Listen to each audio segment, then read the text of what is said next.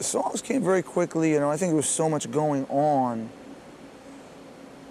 that was both shocking and troubling, inspirational,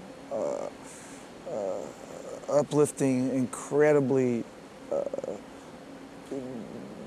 despairing, that there was just so much going on emotionally. And also it's a place where you go for the familiar comforts of craft, music, poetry,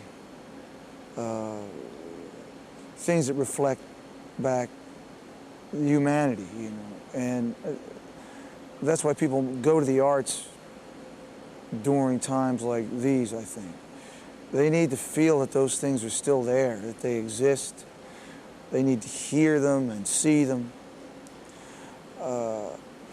They become very necessary, I think. Your favorite song, a film, a work of art, a piece of poetry that helps ground you and makes you feel safe in some fashion, or at least gives you a sense of where you are. So I think that most artists are in the process of trying to do that for themselves, and I was certainly taking my refuge in those skills, and then hopefully it's a service that you provide the audience, So the songs kind of they came pretty quickly. We made the whole record in about 7.5 weeks.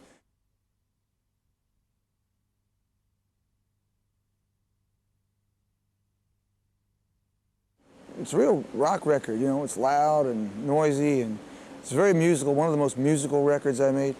It's basically bright, with major keys, and I've often told other people that if someone hears me just speaking about the record, they're not going to know what the record sounds like, because the literal aspect of the record is where I dealt with these subjects, whereas the musical aspect of the record is where I dealt with the inspiration and the hopefulness and light and brightness. And so you can get a bit of a misinterpretation by just by just kind of hearing me talk about it, the record is actually quite bright and quite, it's exciting and musically a lot of, it's just fun,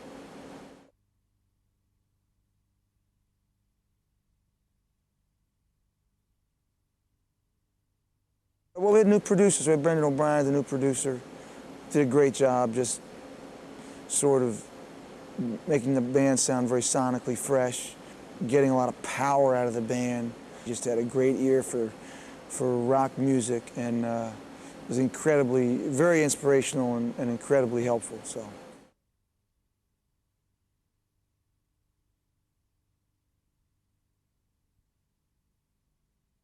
The selection of songs was not so tricky, because we only cut 17 songs, we put 15 of them out.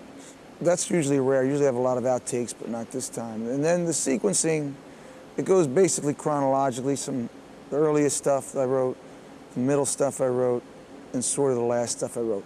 Not specifically in every case, but if you follow the record, it's pretty much the way the record was written, and the way that was just the way that the emotional storyline fell very naturally in that fashion.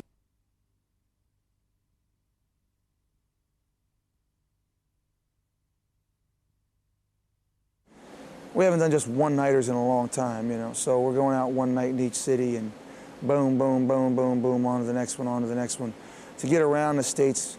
Otherwise, we're in one city for a week, or 2 city weeks. By the time 2 months goes by, I've only been in 3 or 4 cities. So this time we're going to try and get out to everybody, and then we're going to come back and play more extensively, particularly in Europe, where we're getting to, I think, only 12 cities maybe or something, where I have a tremendous audience, and we're definitely going to come back around and play more extensively when we come back.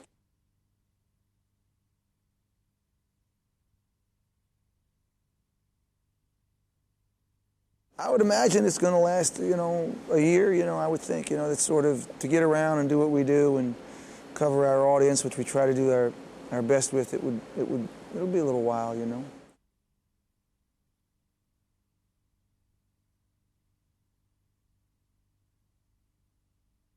No,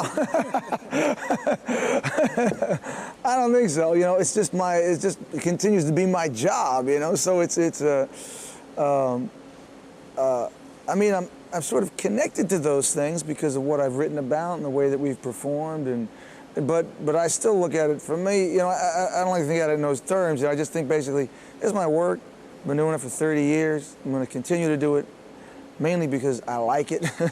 It's fun for me. I hope it provides lots of other things, you know. We try to be dutiful about it. We try to be professionals about it. I believe in the band as a professional unit. When you buy your ticket, our handshake is our word. We're going to come out, when you come on that night, we're going to be the greatest band we can be, you know. We work real hard to provide that consistently every night. I think that's what the audience deserves, and I just like to deliver that, you know. So it's just me sort of continuing what I've been doing for a long time that I still enjoy doing.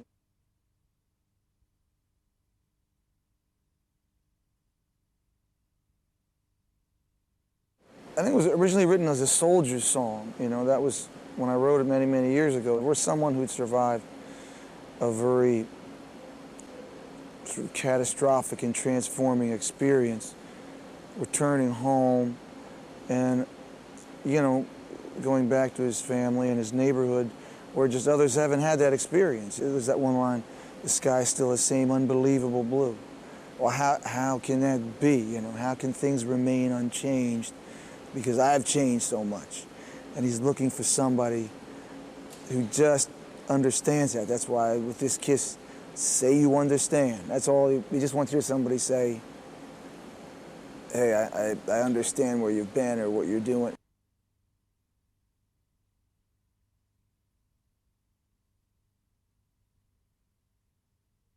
Well, those were two songs that, you know, I really wrote from that point of view, you know, and it was such the sacrifices were so great on that day, that you had to be just in awe of it, you know. It was just in awe of that kind of dedication and service and the courage and you know, the bravery it took to go into those buildings and to go up when everybody else was going down, you know.